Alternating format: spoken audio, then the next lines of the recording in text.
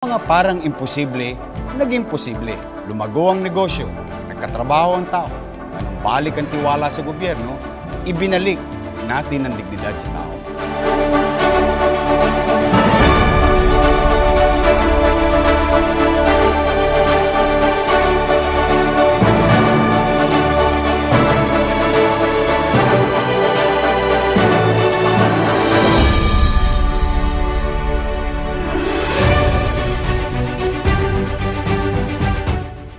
At the age of 10, nag-start na akong maging basurero, so-called scavenger.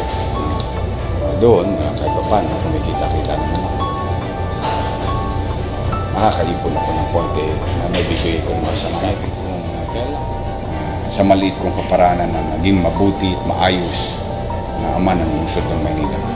Pero mas maigit, mas maganda kung kasama ko kayo.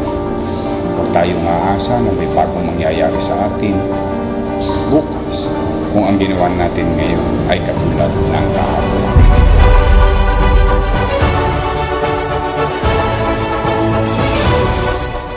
Lahat ng pangarap ko sa tao, nagawa. Maliwalas ang parke, maliwalas ang kalye, maliwalas ang ospital, maliwalas ang City Hall. Unti-unti, umaaliwalas din ang buhay mo. Correct.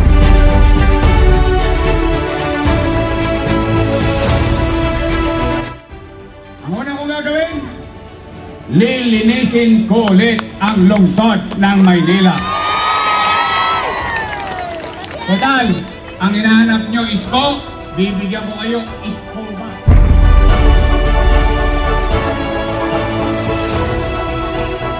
It cannot be denied that unti-unti na natin nababalik yung kasabihan ng araw, where Manila goes, the country follows.